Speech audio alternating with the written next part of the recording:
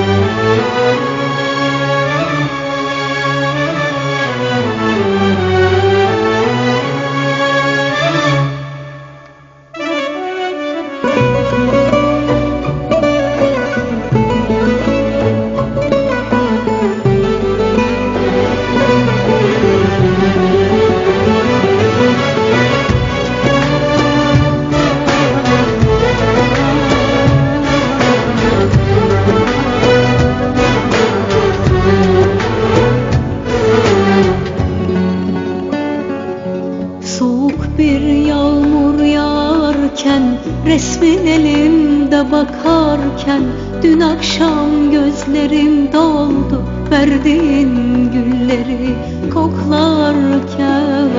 Soğuk bir yağmur yağarken, resmin elimde bakarken, dün akşam gözlerim doldu verdiğin gülleri koklarken.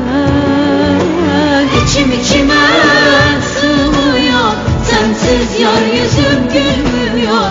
Geceler sabah olmuyor, firar etmiş uykularım. İçim içime sığmıyor, sensiz yar yüzüm gülmüyor.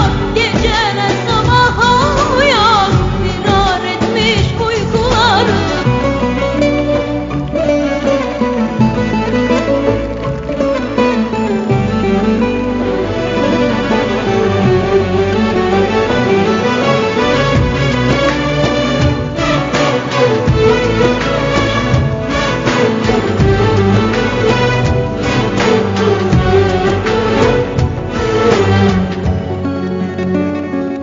Resmini ateşe atarken, ayrılık şarkısı dinlerken, ellerim kalem tutmadı elveda mektubu yazarken.